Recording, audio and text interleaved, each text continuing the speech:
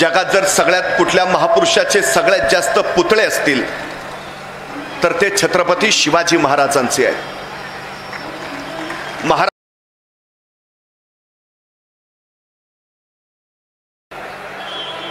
श्रद्धा आणि सबुरी, श्रद्धा आणि सबुरी याचा संदेश देणाऱ्या श्री साईबाबांच्या या नगरीमध्ये युवा शिर्डी ग्रामस्थ यांच्या वतीने आयोजित केलेल्या आजच्या या शिवजन्मोत्सव सोहळ्याच्या निमित्तानं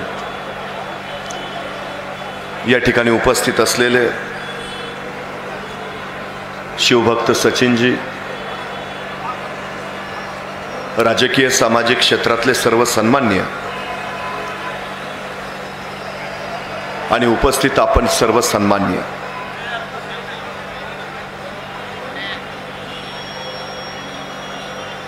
350 वर्षापूर्वी छत्रपती शिवाजी महाराजांनी या मातीमध्ये स्वराज्य उभा केलं। जगाच्या इतिहासामध्ये शेतकऱ्यांच्या बळावर घडवलेली एकमेव क्रांती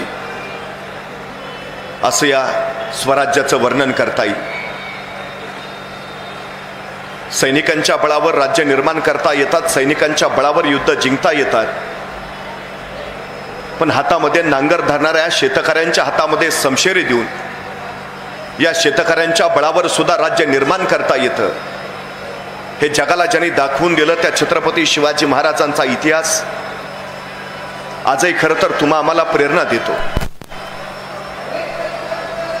जगात जर सगळ्यात कुठल्या महापुरुषाचे सगळ्यात जास्त पुतळे असतील तर ते छत्रपती शिवाजी महाराजांचे आहेत। महाराष्ट्रात नव्हे, राष्ट्रात नव्हे, तर जिथं जिथं मानवजात अस्तित्वात आहे तिथं तिथं छत्रपती शिवाजी महाराजांचा जागर होतो, ही सगळ्यात मोठी वस्तुस्थिती आहे। खरं तर माणूस गेल्यानंतर त्याचे पुतळे जरूर होतात, पण स्वतःच्या जिवंतपणीच ज्यांची स्मारक उभा राहिली असा महापुरुष म्हणून छत्रपती शिवाजी महाराजांचा मला नाव घ्यावं लागेल।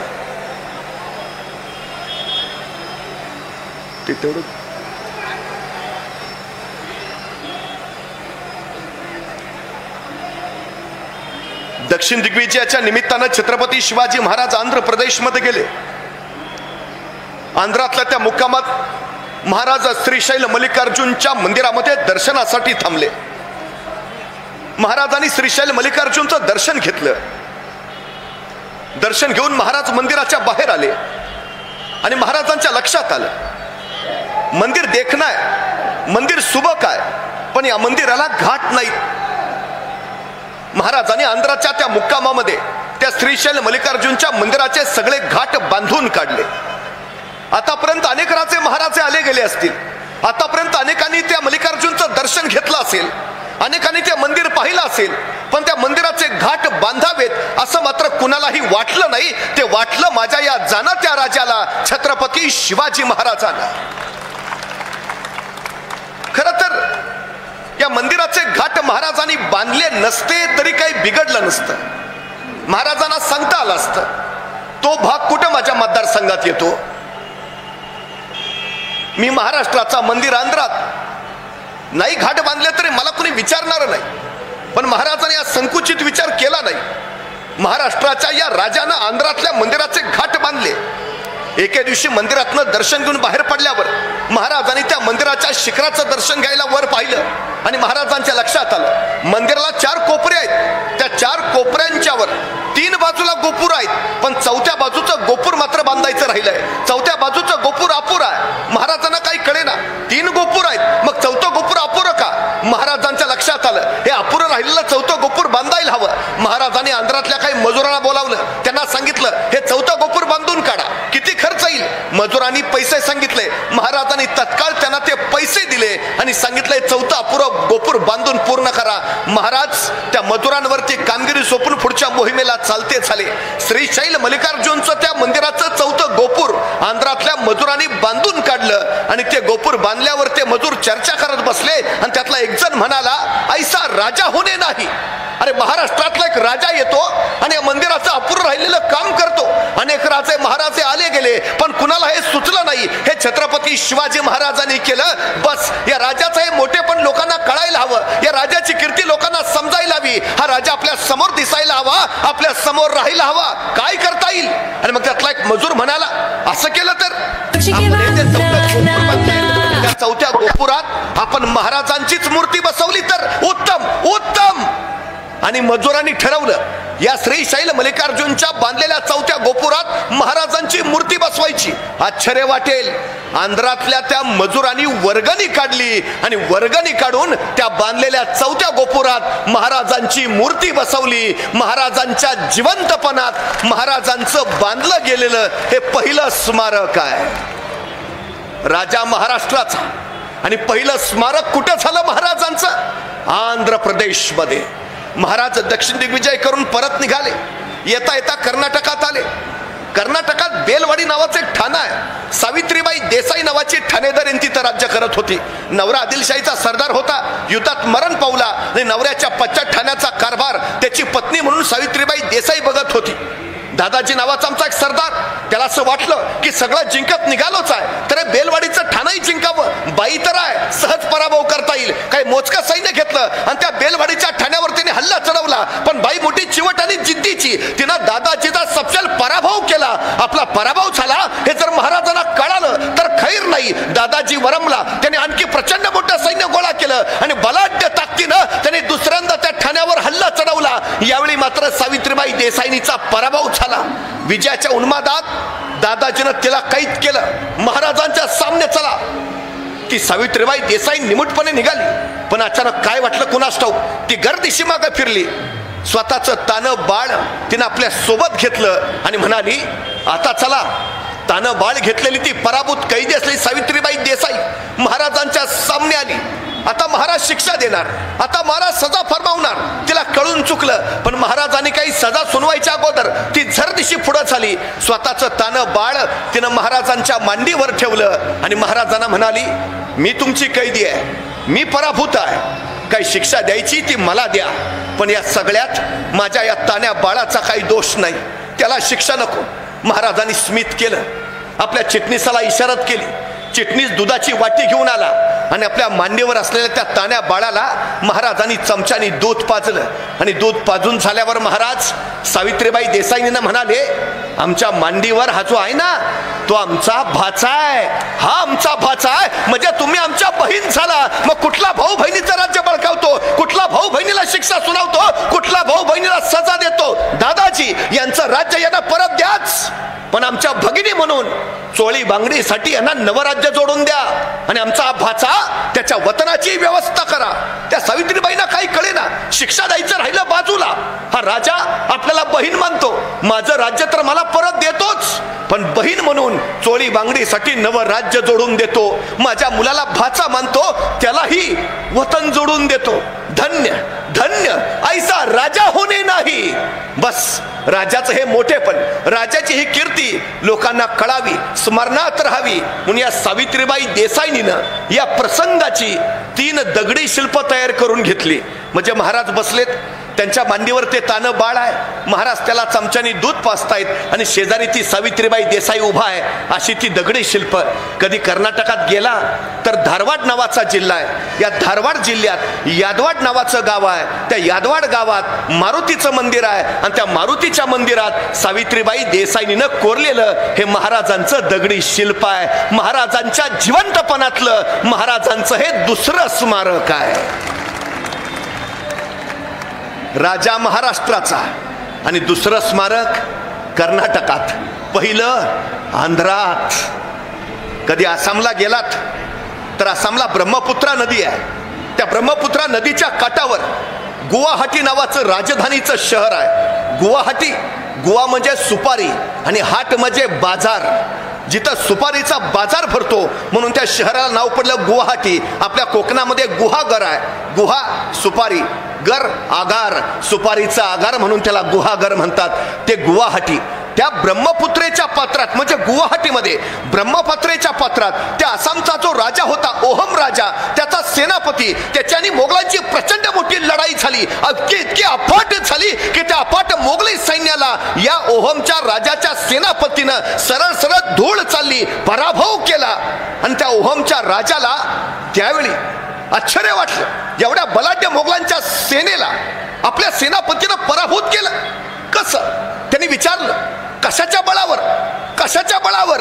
आणि तो ओहम राजाचा सेनापती म्हणाला, छत्रपती शिवाजी महाराजांच्या बळावर. आश्चर्य वाटेल, या ओहम राजाचा सेनापती आणि शिवाजी महाराज यांची काही पत्र उपलब्ध आहेत. महाराजांचं मार्गदर्शन घेतोय हा आसामचा सेनापती. माझ्या राजाची कीर्ती किती आहे, किती दिगंत आहे, अफाट आणि अफाट. हे सारं शिवाजी महाराजांनी मिळवलं, स्वतःच्या कर्तृत्वातनं कमावलं आणि स्वतःच्या नेतृत्वातनं सर्वसामान्य माणसांपुढे एक आदर्श निर्माण केला. हे सगळ्यात महत्वाचं आहे. बोले तैसा चाले, त्याची वंदावी पाऊले, असा मी सातत्यानं म्हणतो. छत्रपती शिवाजी महाराजांची राज्यामध्ये नेमकं हे घडलं. महाराजांनी आधी करून दाखवलं, एक आदर्श समोर उभा केला आणि मग माणसं तशी वागायला जगायला लागली. हे महाराजांचं सगळ्यात मोठं वैशिष्ट्य आहे. खरं तर काही माणसं पराक्रमी असतात, तर काही माणसं चारित्र्यशील असतात. चारित्र्यशील माणसं पराक्रमी असतातच असं नाही, आणि पराक्रमी माणसं चारित्र्यवान असतातच असं नाही. पण जो पराक्रमी आहे आणि पराकोटीचा चारित्र्यवान आहे असा महापुरुष म्हणून छत्रपती शिवाजी महाराजांशिवाय दुसरं नाव नाही. हे सगळ्यात मोठं वैशिष्ट्य आहे, सगळ्यात मोठं. खरं तर रामराज्य कशाला म्हणावं, ज्या रामराज्यात आमच्या पोरीबाळी सुरक्षित आहे? रामराज्य कशाला म्हणावं, ज्या राज्यातल्या रयतेच्या डोईवर सुखाचं छत्र आहे? शिवाजी महाराजांनी निर्माण केलेलं हे जे राज्य, ज्याला त्यांनी स्वराज्य हे नाव दिलं, ते खऱ्या अर्थानं रामराज्य होतं. वयाच्या 16व्या वर्षी रांजाच्या पाटलाला त्यांनी शिक्षा सुनावली, हात पाय कलम करा याचे, करा चौरंग याचा. का? तर या रांजाच्या पाटलानं एका गरीबाच्या पोरी बरोबर बदामल केला. बदामल शब्द आहे. बदामल या शब्दाचा अर्थ व्यभिचार असा होतो, बलात्कार नव्हे. रांजाच्या पाटलानं त्या पोरीवर बलात्कार नाही केलेला, फक्त बदामल केला, चुकीचं कृत्य केलं. काहीतरी गोष्ट अशी घडली की ज्याला व्यभिचार म्हटलं गेलं. म्हणजे एका गरीबाच्या पोरी बरोबर त्या रांजाच्या पाटलानं नुसता व्यभिचार म्हणजे चुकीची गोष्ट केली, हे सुद्धा या राजाला सहन झालं नाही. तत्काळ सजा फरमावली, हातपाय तोडायचे. नुसता आदेश नाही, अंमलबजावणी केली. किती वर्ष आहे वय, वय किती या राजाचं त्यावेळी? फक्त 16 वर्ष. चारित्र्याची उंची कशी गाठता येते, संस्कार काय आहेत या 16 वर्षाच्या मुलावर? हे सगळ्यात महत्वाचं. हे करून दाखवलं, लोकांपुढे आदर्श ठेवला. मासाहेब जिजाऊनी विचारलं, राजे त्या रांजाच्या पटलाला जिवे का ठेवलात? देहदंडच द्यायचा त्याला. स्त्री म्हणजे मराठ्यांच्या देवाऱ्यातील देवता, तिच्या पदराला हात घालणाराची कदर कसली? फिलफार ठार करायचं, जिथे का ठेवलं? आणि त्यावेळी राजे सांगतायत, मासाहेब आपलं बरोबर, देहदंडच द्यायला हवा याला. पण मासाहेब याला देहदंड दिला असता तर विषय इथंच संपला असता. पण हा हातपाय तोडल्या अवस्थेत जिवंत राहील, येणारा जाणारा याच्याकडे पाहिल आणि समजून घेईल. या स्वराज्यात जर पर कुणी बाईच्या पदराला हात घातला तर त्याचा रांजाचा पाटील केला जाईल. परत कुणी असली कृती करणार नाही मासाहेब. आणि त्यावेळी मासाहेब म्हणाल्या, जेवढं शिकवलं त्याच्यापेक्षा अधिक शिकलात तुम्ही राजे. महाराजांचा आचार, महाराजांचा विचार हा असा लोकमानसांपर्यंत पोहोचत गेला. शिवाजी महाराजांनी राज्य उभा केलं, स्वतःला छत्रपती व्हायचंय म्हणून नाही, स्वतःला राजा व्हायचंय म्हणून नाही. मग कशासाठी? या रयतेच्या डोईवर सुखाचं छत्र ठेवायचंय म्हणून. तलवार घेऊन राज्याची सुरुवात नाही केली, हातामध्ये नांगर घेऊन महाराजांनी या स्वराज्याची पायाभरणी केली. हे सगळ्यात महत्वाचं. खरं तर सैन्य पाठीवर नाही, सैन्य पोटावर चालतं. पोटं भरलेली असली की मग पाठीचे कणे ताट राहतात. पाठीचे कणे ताट असले की मग अस्मिता आठवते. पाठीचे कणे ताट असले की मग स्वाभिमान कळतो. रिकाम्या पोटी ना अस्मिता ना स्वाभिमान, पोटाची भ्रांत असते माणसाला. महाराजांनी पहिलं ते केलं, या माझ्या मातीतल्या प्रत्येक माणसाचं पोट भरलं पाहिजे. पोट भरण्यासाठी त्याच्या हातात दाम आलं पाहिजे आणि दाम येण्यासाठी त्याच्या हाताला काम मिळालं पाहिजे. महाराजांनी पहिलं जर काय केलं असेल तर या स्वराज्यातल्या 18 पगड जातीला, 12 बुलतेदारांना प्रत्येकाच्या हाताला काम मिळेल याची व्यवस्था केली. सगळ्यात महत्वाचं काम. आणि त्याच्यातनं 2 हेतू केले. महाराष्ट्रात 450 किल्ले आहेत. पैकी 360 स्वराज्यात होते. पैकी 110 किल्ले महाराजांनी आपल्या 50 वर्षाच्या आयुष्यात बांधलेत. 50 वर्षात एक घर बांधून होत नाही आम्हाला. महाराजांनी 110 किल्ले बांधले. स्वराज्य बळकट करणं हा हेतू होताच, पण त्याच्याही पेक्षा महत्वाचा हेतू होता या मातीत उगवलेल्या प्रत्येकाच्या हाताला काम मिळालं पाहिजे. सुतार, लोहार, चांभार, न्हावी, जोशी, गुरव, वाणी, मुलानी, साळी, माळी, धनगर, कोळी, आगरी, भंडारी, प्रत्येकाच्या हाताला काम मिळालं पाहिजे. या पद्धतीचा विचार या राजानं केला नव्हे, अंमलात आणला. आणि सगळ्यात महत्वाचं काम झालं, प्रत्येकाला जबाबदारी दिली. काय दिली जबाबदारी? तानाची, बाची, येसाची, कोंडाची, कडतोची असे असंख्य मावळे महाराजांच्या कार्यात सहभागी झाले. काय दिलं होतं महाराजांनी यांना? का महाराज तानाजीला म्हणाले होते, ताना तेवढा कोंडाना घे, मग पंचायत समितीच्या तिकिटास तुझं बघतो? काय दिलंय? काही नाही. महाराजांनी स्पष्ट सांगितलं, मी म्हणतोय म्हणून नको येऊस, मी सांगतोय म्हणून नको येऊस. तुला जर वाटत असेल तुझ्या पोरीबाळींची अब्रू सुरक्षित राहावी, तुला जर वाटत असेल तुझ्या उद्याच्या पिढ्या सुखात नांदाव्यात, तुला जर वाटत असेल हे तुझं राज्य तुझंच राहावं, तर ये. मी म्हणतोय म्हणून नको. प्रत्येक जण आला तो माझं राज्य आहे म्हणून. नाहीतर बघा ना, शिवाजी महाराजांनी राज्य उभा केलं, पण स्वतःच्या राज्याचं नाव त्यांनी शिवराज्य नाही ठेवलं. ठेवता आलं असतं, पण नाही ठेवलं. नाव काय ठेवलं? स्वराज्य. स्व माझं. या मातीत उगवलेल्या कुणीही या राज्याच्या नावाचा उच्चार करावा. स्वराज्य, माझं राज्य. अरे मग माझं आहे ना, मग मलाच लढलं पाहिजे, मलाच झगडलं पाहिजे, मलाच झुंजलं पाहिजे, मलाच मेलं पाहिजे. ही उर्मीतल्या प्रत्येकात रुजली, भरली, फुलली आणि मग इथली माणसं मातीसाठी लढायला, मरायला, झुंजायला तयार झाली. हे सगळ्यात मोठं वैशिष्ट्य आहे. कुणाला काही न देता आपल्या मातीसाठी कुर्बान व्हायची परंपरा, बलिदान द्यायची परंपरा तिथून महाराष्ट्रात सुरुवात झाली. ते पुलवामा मध्ये जे शहीद झाले ना, त्यातलेही 2 महाराष्ट्रातलेच आहेत. छत्रपती शिवाजी महाराजांचा वारसा आजही या देशातला प्रत्येक जवान तसाच पुढे नेतोय, हे महत्वाचं आहे. माझ्या पाठीमागं माझ्या पोराबाळांचं काय होईल याची काळजी त्यांनी केली नाही. मला माझा देश, माझी मातृभूमी महत्वाची आहे, हा सगळ्यात मोठा विचार रुजवण्याचं काम पहिल्यांदा छत्रपती शिवाजी महाराजांनी या मातीत केलं. हे महाराजांचं सगळ्यात मोठं वैशिष्ट्य. खरं तर प्रत्येकाला जबाबदारी दिली म्हणजे काय? एखाद्या कार्यात आपला सहभाग असला की ते कार्य मग आपलं वाटतं. असंख्यांनी गड बांधले, असंख्यांनी किल्ले बांधले, कार्यात सहभाग दिला आणि मग त्यांना कळलं यात आपला सहभाग आहे, म्हणजे रक्षणाची जबाबदारी सुद्धा आपलीच आहे. अहो, एखादा सुतार एखादी लाकडाची फळी रांधायचा, रांधलेली फळी एखाद्या जहाजाला बसवली जायची, ते जहाज युद्धात उतरायचं, युद्धात त्या जहाजाला विजय मिळायचा आणि मग तो सुतार छाती काढून सांगायचा, त्या त्या त्या जहाजाची फळी मी मी मी रांधली आहे. अहो, कोण आनंद दिला महाराजांनी, अभिमान दिला. आपण काहीतरी करतो आहोत, चांगलं करतो आहोत, काहीतरी घडतं आहे हा विश्वास दिला आणि माणसं मग सामील व्हायला लागली. या जबाबदारीच्या पुढं महाराजांनी सगळ्यात महत्वाचं काम केलं.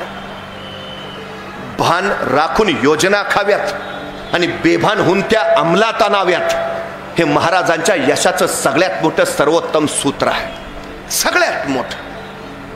खरं तर आम्ही आवर्जून सांगतो, स्वातंत्र्यपूर्व काळामध्ये नेताजी सुभाषचंद्र बोसांना इंग्रजांनी नजरकैदेत ठेवलं. या नजरकैदेत असताना नेताजींच्या वाचनामध्ये शिवचरित्र आलं. त्या नजरकैदेत नेताजींनी ते सारं शिवचरित्र वाचून काढलं आणि नेताजींची नजर त्या शिवचरित्रातल्या आग्र्याच्या प्रकरणावर पडली आणि नेताजींना स्फूर्ती मिळाली. जसे शिवराय औरंगजेबाच्या हातावर तुरी देऊन निसटले, बस आपल्यालाही इंग्रजांच्या हातावर तुरी देऊन निसटता येईल. आणि नेताजींनी वेषांतर केलं आणि नेताजी त्या इंग्रजांच्या नजर कैदेतून निसटले. नेताजी सांगतात, जर त्यावेळी माझ्या हातात शिवाजी महाराज नसते तर कदाचित मी इंग्रजांच्या तावडीतनं सुटू शकलो. शिवरायांकडनंच प्रेरणा घेतली.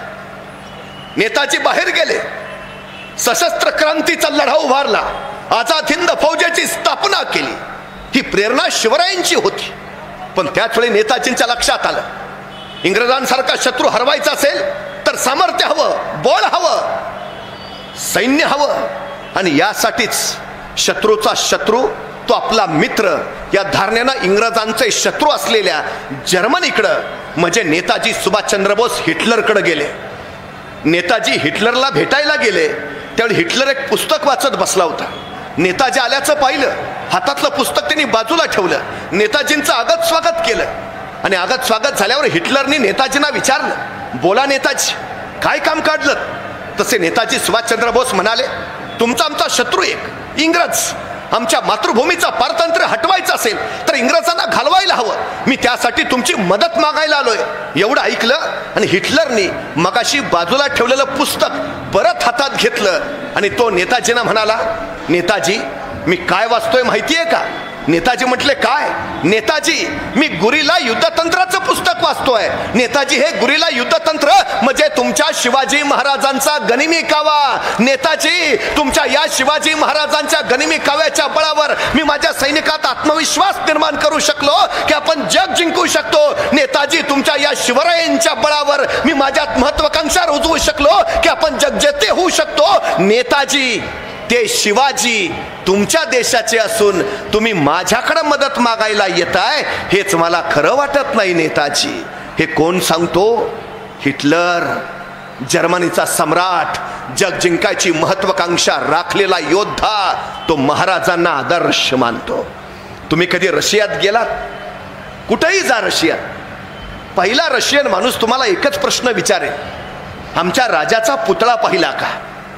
आपल्या राजावर नितांत प्रेम करतात ही रशियन माणसं, आपल्या राजाला दैवत मानतात ही माणसं. आणि त्यांच्या अभिमानाचं ते स्थळ आहे कुठला? त्यांच्या राजाचा तो पुतळा.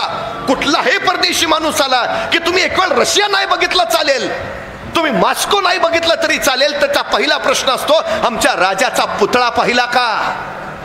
खरं तर पुतळे राखावे, जपावे कसे हे रशियन माणसाकडनं शिकावं. आमच्याकडे अडचण काय आहे, आम्ही पुतळे उभारतो खरं, पण पुतळ्यावरची धूळ झटकायचं काम वाऱ्यावर आणि पुतळा धुवून कावायचं काम पावसावर. बाकी आमची भेट जयंती पुण्यतिथीलाच. पण कसा राखावा, कसा जपावा पुतळा ते त्या रशियन माणसाकडनं शिकावं. तो आवर्जून सांगतो, आमच्या राजाचा पुतळा पाहिला का? इतका अभिमान आहे त्यांना त्यांच्या राजाबद्दल. पण मला हे सांगायचं आहे, रशियन माणूस ज्या आपल्या राजाबद्दल अभिमान बाळगतो तो राजा माझ्या राजाला आपलं स्फूर्तीस्थान मानतो. रशियाचा राजा शिवाजी महाराजांना आपलं प्रेरणास्थान मानतो. किती दिगंत कीर्ती आहे माझ्या राजाची, अफाट, अद्भुत आणि अलौकिक. शिवराय यशस्वी होत गेले याचं एकमेव कारण त्यांचं नियोजन. तुम्ही काम किती करता हे महत्वाचं नाही, तुम्ही काम कसं करता हेही महत्वाचं नाही, तुम्ही तुमच्या कामाचं नियोजन कसं करता हे फार आणि फार महत्वाचं आहे. 50 वर्षाचं आयुष्य आहे महाराजांचं, पण या 50 वर्षाच्या आयुष्यात एकही घटना अशी नाही, एकही प्रसंग असा नाही की ज्याचं महाराजांनी नियोजन केलं नाही. अहो ते जाऊ द्या, आईच्या गर्भात असतानाच ज्याच्या आयुष्याचं नियोजन ठरलंय असा जर कोणी महापुरुष या सृष्टीत जन्माला आला असेल तर छत्रपती शिवाजी महाराजांशिवाय दुसरं नाव नाही. ही सगळ्यात महत्वाची गोष्ट. अहो जन्माला यायच्या आधीच ठरलंय का जन्माला यायचं आहे? जन्माला यायच्या आधीच ठरलंय जन्माला येऊन काय करायचं आहे. 50 वर्षात एकही प्रसंग नाही ज्याचं महाराजांनी नियोजन केलं नाही.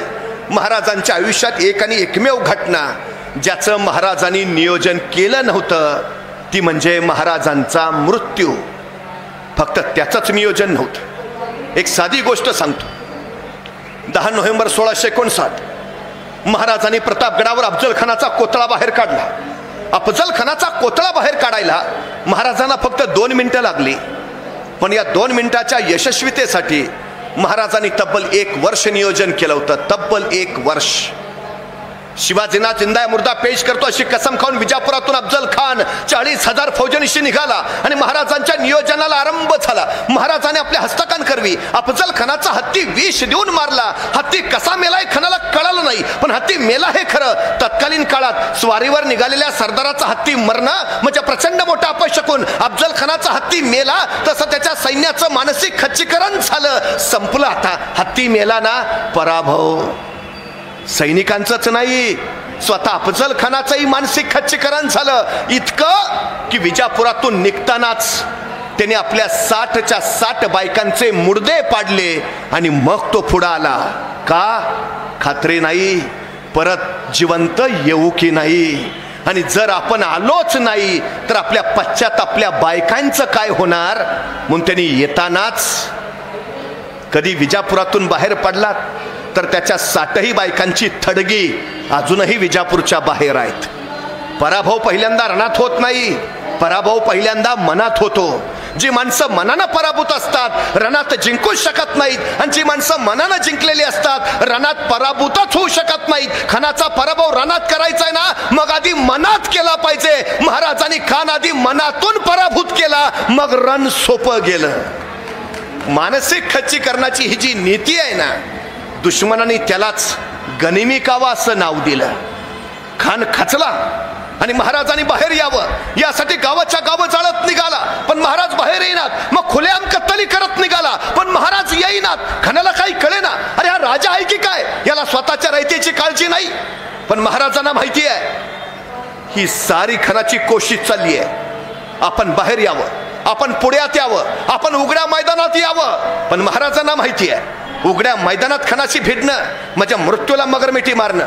राजे तयार नाहीत. खान मात्र चवताळला. अखेर त्याने तुळजापूरच्या आई भवानीला हात घातला, पंढरीच्या विठोबावर घाव घातला. आता तरी महाराज बाहेर येतील, पण नाही, महाराज बाहेर यायला तयार नाहीत. महाराजांना माहिती आहे राजकारणात संयम फार महत्वाचा असतो. ज्याचा संयम संपतो तोही संपून जातो, आणि ज्याचा संयम टिकतो तो चिरंतन टिकून राहतो. शिवाजी महाराजांच्या यशाचं रहस्य प्रचंड संयम, अखंड संयम. खान अनेक क्लुप्त्या करत राहिला, महाराजांना चेतवत राहिला, पण महाराज बळी पडले नाहीत. दुश्मनाच्या चालीत आपण अडकणं म्हणजे स्वतःचा पराभव स्वीकारणं, पण आपल्या जाळ्यात शत्रू फसवणं म्हणजे स्वतःच्या विजयावर मोहर उमटवणं. खानाच्या जाळ्यात महाराज नाही, महाराजांच्या चालीत खान अडकत निघाला. अखेर वैतागून संतापून तो पुढाला आणि अखेर महाराजांनी निवडला प्रतापगड. आता प्रतापगड का निवडावा? शेजारी थंड हवेचं महाबळेश्वर आहे म्हणून नाही. बिकट आहे, भयान आहे, दऱ्याखोऱ्यांचा, किर कडकापर्यांचा. दिवसा ढवळ्या सूर्याची तर जमिनीवर पोचत नाही, माणसाची बात सोडा पाखरायची तर फिरकत नाहीत, असा भयान आणि निबिड प्रतापगड.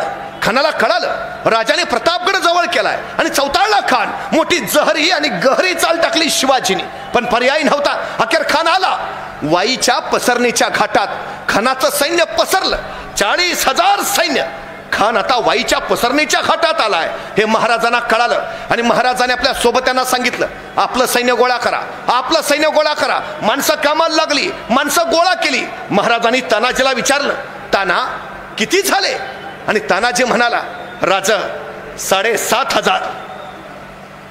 7,500? अरे खानाचे 40,000 आहेत, आपले एवढेच. अरे पण त्याचे 40,000 आहेत, आपले एवढेच. होती नव्हती तेवढी सगळी गोळा करून आणल्यात, आपले याच्यापेक्षा वाढू शकत नाहीत. अरे पण खान 40,000 फौजनिशी आहेत, आपले 7.5 कसे टिकणार? महाराज याच्यापेक्षा आपलं सैन्य वाढूच शकत नाही. आता महाराजांनी काय करावं? खानाचे 40,000, महाराजांचे 7.5. काय म्हटले महाराज? बघू पुढच्या पंचवार्षिकला 20,000 करून मग करू हालचाल. पराभव मान्य केला, माघार घेतली, हार स्वीकारली, का आत्महत्येचा विचार केला? काय केलं महाराजांनी? खानाचे 40,000, आपले 7.5, आपले वाढवताच येत नाही.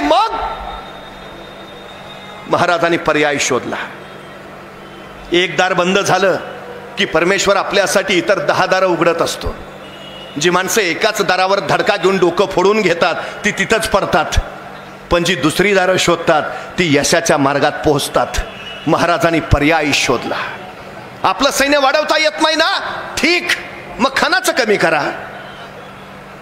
सर्वोत्तम पर्याय. आपलं वाढवता येत नाही ना, मग त्याचं कमी करा. मी नेहमी एक गोष्ट सांगतो. एक राजा होता. त्या राजाच्या पुढे 2 कैदी आले. राजाने आरोप ऐकले आणि शिक्षा सुनावली, मरेपर्यंत फाशी. फाशीची शिक्षा ऐकली तसा एक कैदी तिथंच चक्कर येऊन पडला. दुसरा कैदी मात्र न्यूटन असल्यासारखा विचार करत बसला होता. पहिला शुद्धीवर आला तरी दुसरा न्यूटनच. मग पहिल्यानं विचारलं, अरे तू शिक्षा ऐकली नाही का? फाशीची शिक्षा झाली आपल्याला, ऐकली रे. अरे मग तुला काय भीतीचं सोड रे. गेले वर्षभर माझा उडणारा घोडा तयार करायचा प्रयोग चाललाय. प्रयोग अंतिम टप्प्यात आहे. आता काही दिवसात माझा घोडा आकाशात उडेलच, पण नेमकी फाशीची शिक्षा झाली, त्यामुळे माझ्या प्रयोगाचं काय होणार त्याचं मला टेन्शन आहे. ते फाशी बिशीचं सोड. त्या पहिल्याला काही कळेना. तो म्हणला, उडणारा घोडा कधी उडतो का? ते सांगतोय ना, प्रयोग अंतिम टप्प्यात आहे, काही दिवसात माझा घोडा आकाशात उडेलच. त्यांची चर्चा राजानं ऐकली. राजा म्हटला, काय काय काय काय म्हटला? उडणारा घोडा कधी उडतो का? अरे तो घोड्याचं शरीर काय, त्याची रचना काय, तू सांगतो काय? तसा कैदी म्हटला, महाराज, मरणारा माणूस खोटं नाही बोलत. अहो फाशीची शिक्षा दिली, मला कशाला खोटं सांगेल? अहो गेले वर्षभर माझा खरंच प्रयोग चाललाय, काही दिवसात माझा घोडा आता आकाशात उडेलच. पण महाराज जाऊ द्या, माझ्या घोड्याचं बाजूला ठेवू, मला फक्त 1 वर्ष द्या. या 1 वर्षात मी तुमच्या घोड्याला आकाशात उडायला शिकवू शकतो. राजा म्हटला, नाही केलं तर? महाराज, फाशीची शिक्षा दिलीच मला. आता राजाही विचारात पडला. असं तसं मरणारच आहे, पण जर दिलंच 1 वर्ष आणि यांनी शिकवलंच आपल्या घोड्याला आकाशात उडायला, तर या जगात आपण एकमेव राजे ज्याच्याकडे उडणारा घोडा आहे. राजा म्हणला, काय हरकत आहे? म्हणला, ठीक आहे, चल, दिलं तुला 1 वर्ष दिलं ना वर्ष. पण पहिल्या कैद्याला काय कळेना. ते म्हटला, घोडा खरंच उडतो? ते मला पण माहिती आहे रे. अरे मग तू राजाला असं का सांगितलंस? हे बघ, तू तुझं आजचं मरण फक्त उद्यावर ढकलतोय, बाकी काही नाही. तसा तो कैदी म्हटला, ते मला पण कळतंय. अरे मग असं का? हे बघ, मी माझ्या जगण्याचे पर्याय तयार करतोय.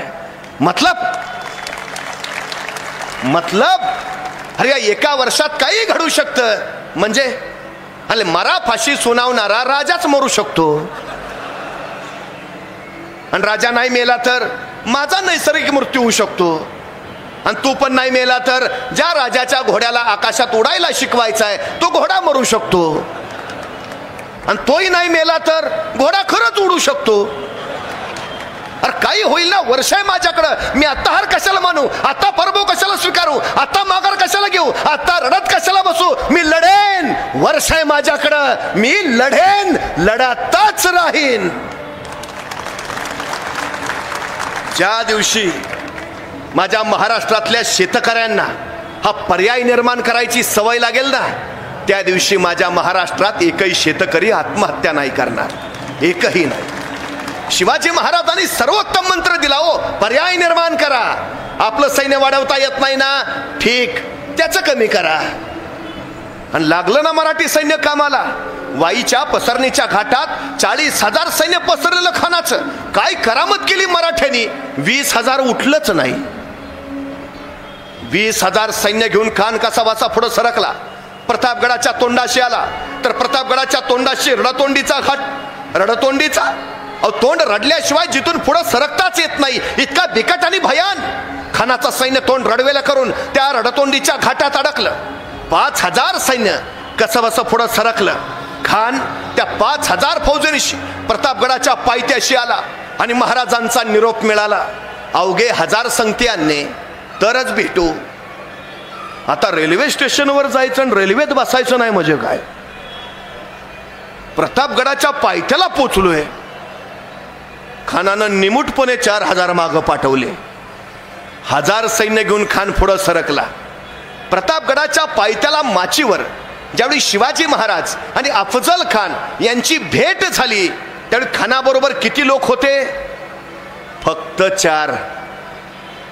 खान किती घेऊन आला होता? 40,000. आपलं वाढवता येत नाही ना, त्याचं कमी करा. 40 ते 4 केले. याला म्हणायचं नियोजन.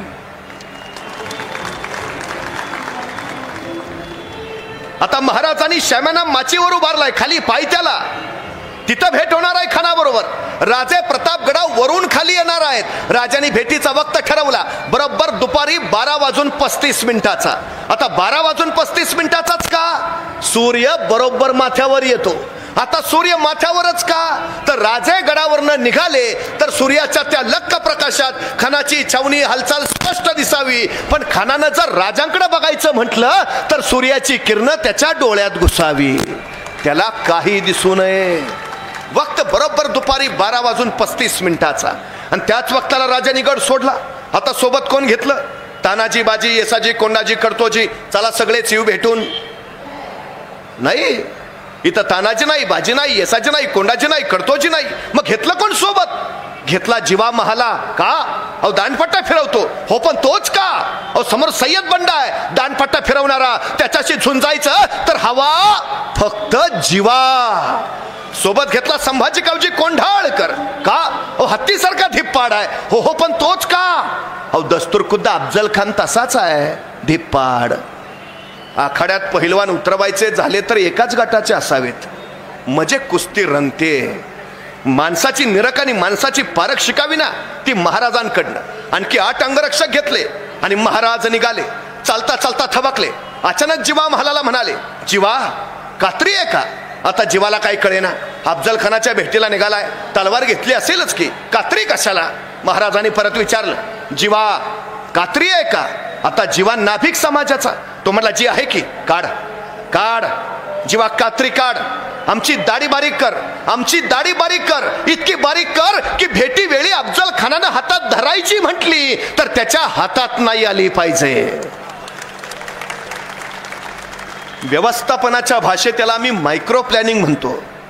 सूक्ष्म नियोजन. केस ओढल्यावर काय वेदना होतात ते माहिती आहे.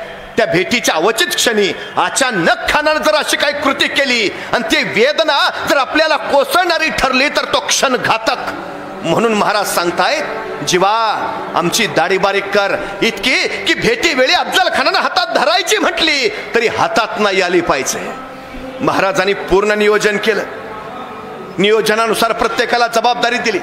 जीवा महालाला सांगितलं, जीवा तू आमच्या बरोबर खाली येतोयस, तू श्यामनात आतही येतोयस, पण जीवा तू माझ्याकडे बघायचं नाही, तू खानाकडे बघायचं नाही, तू कृष्णाजीकडे बघायचं नाही, तू फक्त सय्यद बंडा बघायचा बस.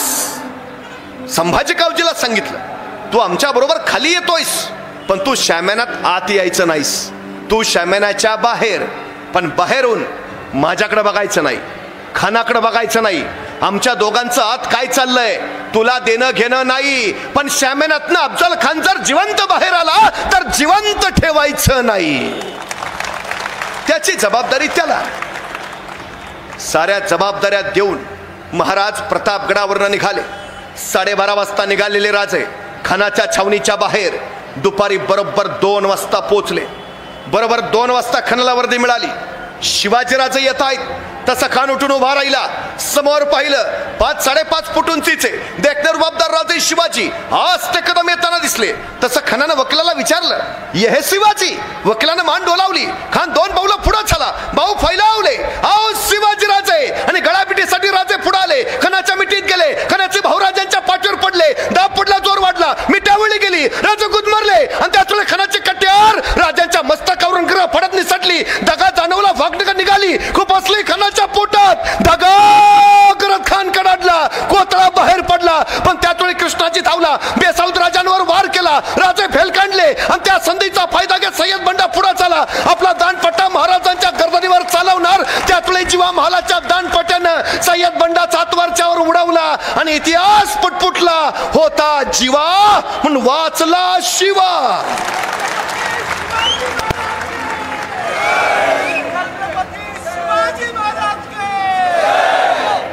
पण एक प्रश्न विचारायचा इथं, जीवा महाला फक्त 1 सेकंद उशीर करता तर फार नाही, फक्त 1 सेकंद.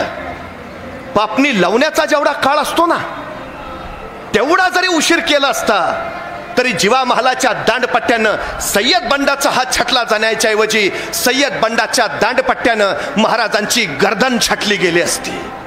आणि मग कळतं महाराजांनी या खानाच्या प्रसंगात जिवा महालाच का घेतला सोबत, तोच का, याचं उत्तर इथं आहे.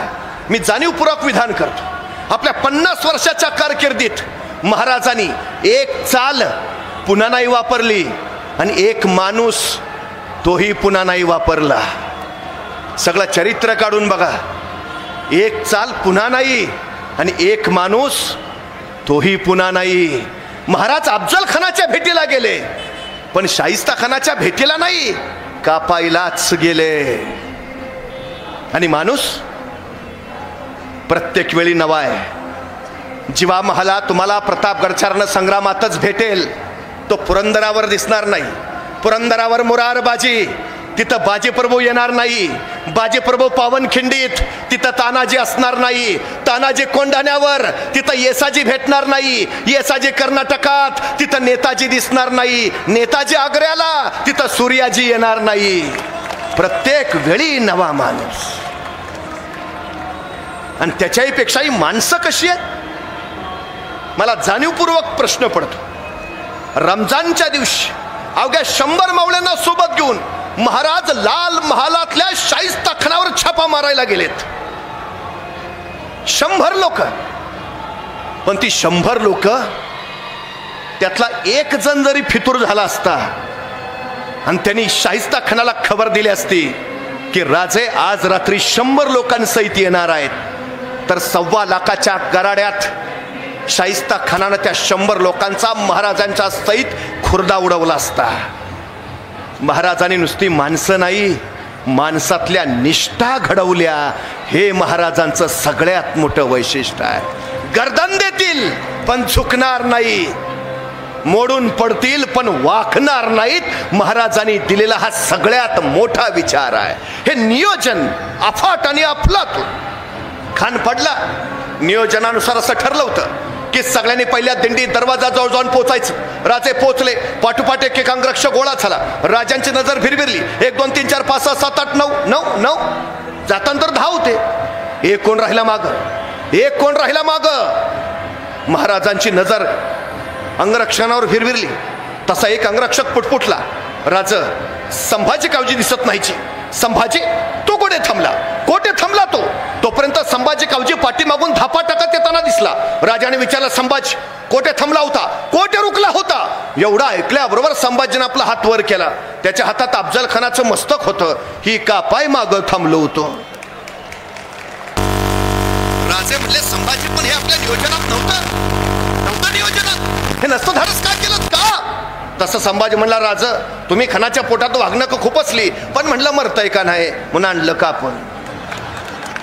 राजे म्हणले, संभाजी जी वागणं मी खानाच्या पोटात खुपसली त्याला जहरी जालिम विष लावलेलंच होतं. खान ऐसा तैसा बचावणार नव्हताच, मग हे नसतं धाडस का केलं. संभाजी यदा कदाचित तुम्ही खानाचं मस्तक छाटत असताना पाठीमागून तुमच्या मस्तकावर कुणी वार केला असता तर काय जबाब दिला असता मी तुमच्या आईना. तुमच्या आई तर म्हणाल्या असत्या शिवाजींनी स्वतःचा जीव वाचवला पण माझा लेख मात्र खर्ची घातला. नाही संभाजी, एक वेळा अफजल खान नाही मेला तरी चालेल, पण स्वराज्याचा एकही मावळा खर्ची पडता कामा नये. संभाजी, दगडा मातीचे गेलेले गडकोट परत मिळवता येतात, पण जीवाभावाची जिवंत हाडामांसाची माणसं गेली ना तर ती परत कशी मिळवावीत. पोटच्या पोरासारखं प्रेम केलंय राजाने आपल्या सैनिकांवर. उगाच नाही माणसं मरायला तयार झाली.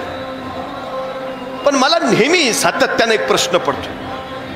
हे सगळं खानाबरोबरचं भयानक नाट्य 10 नोव्हेंबरला घडलंय, 10 तारखेला घडलंय. हे सगळं मला प्रश्न असा पडतो की 10 नोव्हेंबरला जर हे सगळं घडलंय तर 11 नोव्हेंबरला महाराज कुठं आहेत. 10 तारखेला घडलंय हे, मग 11 तारखेला महाराज कुठं. शेजारी महाबळेश्वरला. हा, मग काल एवढं टेन्शन होतं. 4 दिवस नको का थंड हवेच्या ठिकाणी जायला. कुठं आहेत महाराज. हो, आमच्या मुलाची नुसती 10वीची परीक्षा होऊ द्या, आता अजिबात महिनाभर काय बोलायचं नाही. केवढा मृत्यूचा प्रसंग आहे 10 तारखेला. कुठं आहेत महाराज 11 तारखेला?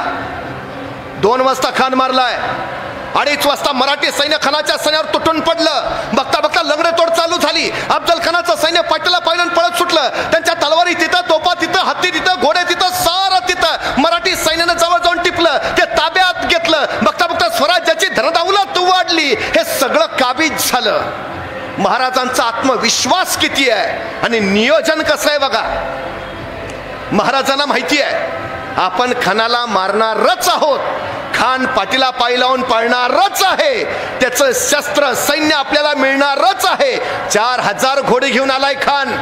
2000 पळून जाण्यात यशस्वी होतील, पण या वक्ती 2000 घोडी आपल्याला मिळणारच आहेत. घोडी मिळणार, पण ते चालवणारे जर घोडेस्वारच नसतील तर त्या घोडेस्वारांचा उपयोग काय? 10 नोव्हेंबर 1659 या दिवसाच्या बरोबर 6 महिने आधी महाराजांनी आपल्या 2000 लोकांना घोडेस्वारीचं शिक्षण देऊन प्रशिक्षित करून ठेवलंय आणि त्यांना सांगितलंय 6 महिन्यानंतर म्हणजे 10 तारखेला सायंकाळी 6 वाजता तुम्हाला घोडी मिळणार आहेत. बुकिंग झालेलं आहे. काय नियोजन आहे आणि आत्मविश्वास. हे सगळं झालं. रात्रीच्या 10 वाजता मराठी सैन्य परत सशस्त्र सज्ज झालं. दुपारी 2 वाजता खान मारलाय. 10 वाजता सशस्त्र सैन्य. 10:30 वाजता महाराज घोड्यावर मान टाकून बसले. स्वराज्याची हातात प्रतापगडापुरतीच मर्यादित आहे. 11 वाजता हरण महादेवचा जागर झाला आणि मराठी सैन्य सुसाट सुटलं. बघता बघता वाई प्रांत जिंकला. महाराज सातारा प्रांतात गेले. सातारा प्रांत काबीज केला. महाराज वारणा नदीच्या खोऱ्यात गेले. वारणा नदीचं खोरं जिंकलं. महाराज कोल्हापूर प्रांतात शिरले. कोल्हापूर प्रांत काबीज केला आणि 1 डिसेंबर 1659 महाराजांनी पन्हाळ्यावर भगवा फडकावला. म्हणजे उन्या पुऱ्या 20 दिवसात 200 किलोमीटर आणि 18 किल्ले एवढा प्रांत महाराजांनी काबीज केला. म्हणजे नियोजन फक्त अफजल खान मारण्यापुरतं मर्यादित नाही. खान तर मारणारच आहोत. मारल्यानंतर पुढं काय?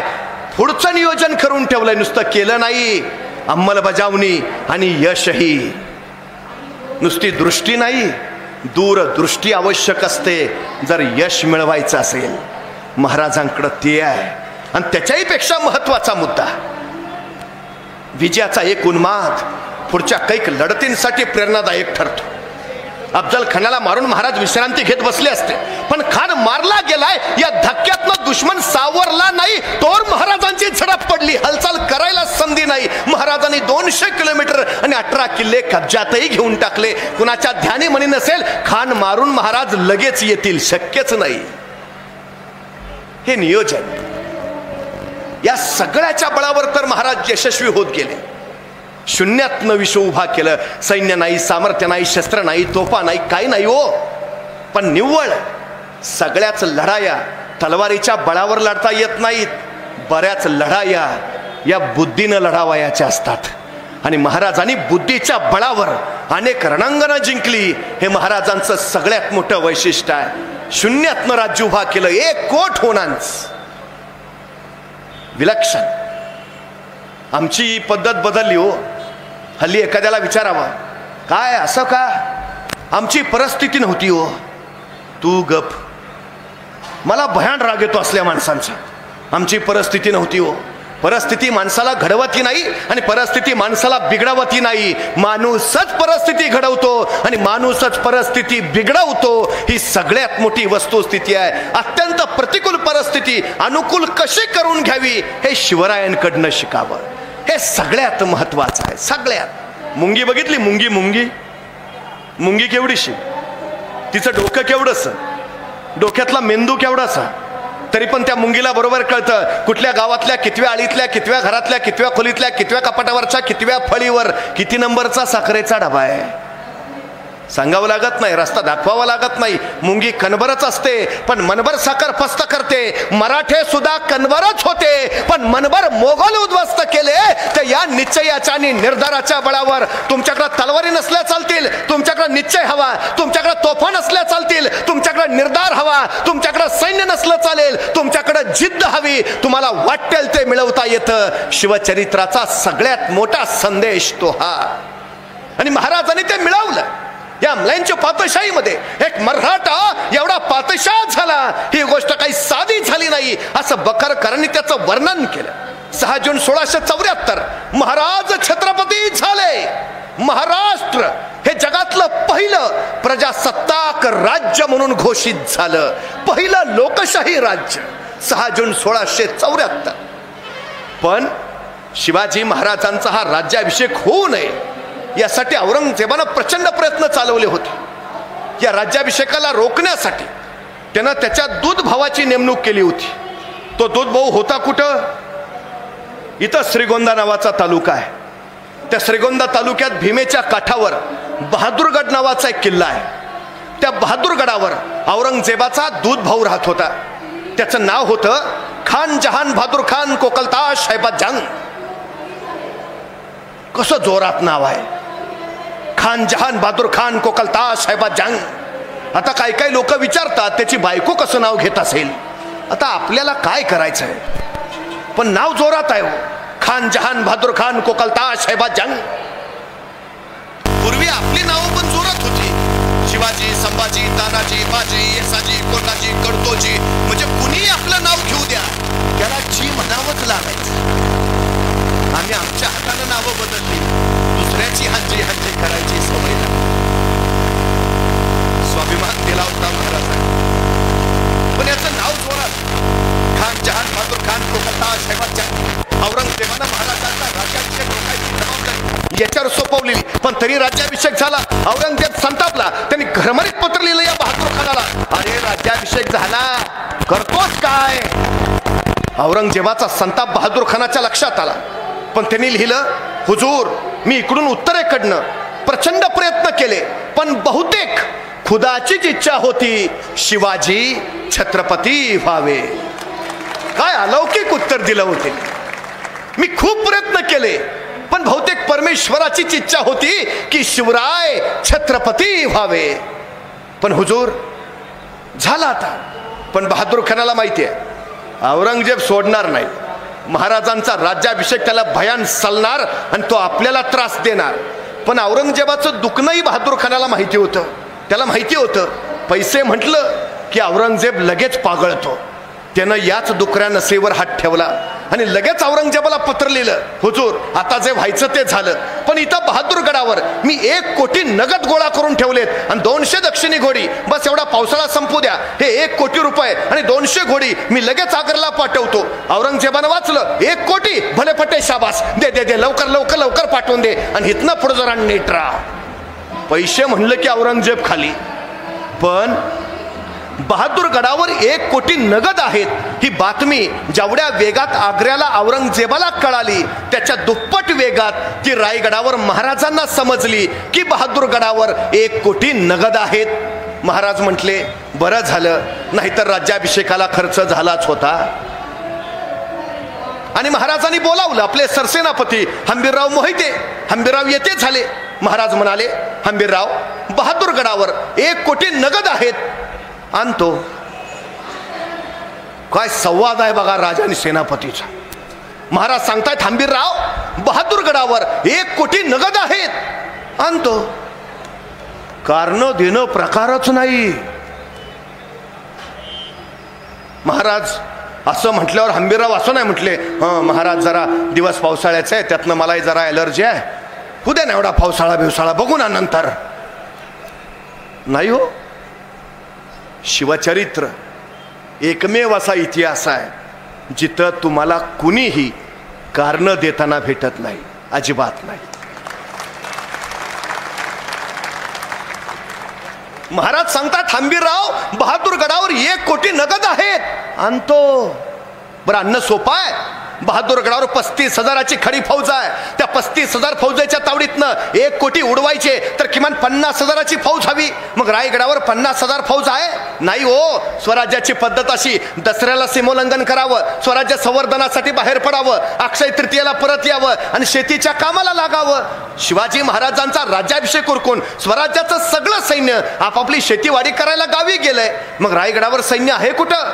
मग आपल्याकडं आणीबाणी झाली, दंगल झाली की राज्य राखीव दल येतं. राज्य राखीव दल ही संकल्पना सुद्धा शिवाजी महाराजांची. रायगडावर कायम 10,000 राज्य राखीव दल असायचं, रिझर्व्ह फोर्स. हंबीररावांनी काय केलं, त्या 10,000 रिझर्व्ह फोर्स मधले 9,000 आपल्या सोबत घेतले, 1,000 रायगडाच्या रक्षणासाठी तिथंच ठेवले. घेतलेल्या 9,000 फौजेचे त्यांनी परत 2 भाग केले. एक भाग केला 7,000चा, दुसरा भाग केला 2,000चा. 2,000ची फौज हंबीरराव मोहितेंनी स्वतः सोबत घेतली आणि हंबीरराव रायगड उतरले. रायगडातनं पुण्यात आले आणि पुण्यातनं पुणे सोलापूर हायवेनं सांडस पाटस करत त्या श्रीगोंद्याच्या म्हणजे बहादूरगडाच्या अलीकडं करकुंब नावाचं गाव आहे, त्या करकुंबला येऊन थांबले. तिथून बहादूरगड एका झेपेत 2,000 फौजांशी हंबीरराव करकुंबला थांबले.